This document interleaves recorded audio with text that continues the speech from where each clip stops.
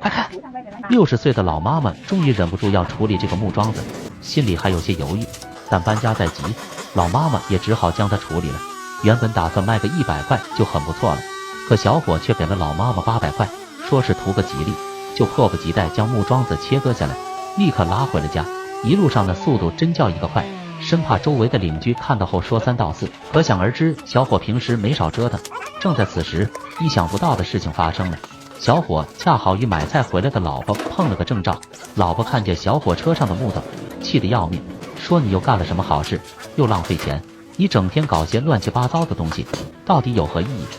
小伙子看到老婆生气，心里有些慌乱，但仍然试图解释，亲爱的，你误会了，这木头其实是有它存在的价值，我打算好好利用一番，成品绝对会令你喜欢。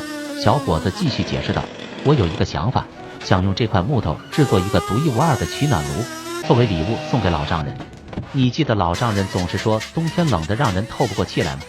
我想这个取暖炉不仅能给他带来温暖，还能让他的生活充满乐趣。关键它还是多功能的，现在天气慢慢转凉了，到时候你就会知道它的利用价值有多高。老婆听了小伙子的解释，虽然还是有些不理解，但她看到小伙子眼中闪烁的热情和信心，决定给他一次机会。好吧，既然你已经决定了，那就试试看吧。但你要记住，如果这次再浪费钱，那你得为自己的行为负责。小伙子感激地点了点头，他知道这次机会来之不易。他小心翼翼地将木桩子搬进工作室，开始研究设计图纸。他想要打造一个既实用又具有艺术感的取暖炉。在制作过程中，小伙子力求让每一个细节都达到完美。手工艺术是传统文化的重要组成部分，它凝聚了手艺人的智慧和辛勤汗水，一雕一刻都展现了手艺人对美的追求和热爱。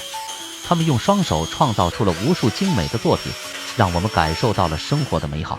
然而，如今手工艺术面临着被遗忘的危险，因此我们应该伸出热情的双手，为手艺人点赞，为他们精湛的技艺喝彩，让我们的点赞成为他们继续前行的动力，让手工艺术在传承中焕发出新的光彩。让我们一起行动起来，为手艺人送上最美的赞美，让他们的辛勤付出得到应有的回报和尊重。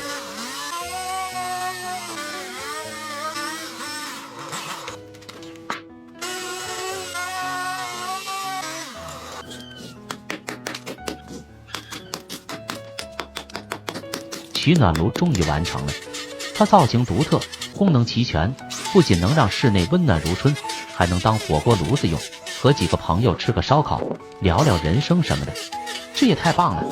小伙子看着自己的作品，满意的笑了。他知道这份礼物一定能令老丈人喜欢。很快，这个作品吸引了全村人的围观，人们纷纷聚集在一起，好奇地探讨着它的来历和意义。有的邻居赞叹着它的精美工艺，有的则惊叹于它的独特创意。国庆节当天，小伙子带着取暖炉来到了老丈人家。老丈人看到这份礼物，激动不已，连连夸赞小伙子的用心和才华。他亲自点燃了取暖炉，室内立刻充满了温馨的氛围。看着老丈人满意的笑容，小伙子心中也充满了喜悦。不知大家觉得小伙的设计如何？如果是你，你会喜欢这个礼物吗？评论区说说你的想法，我们下次见。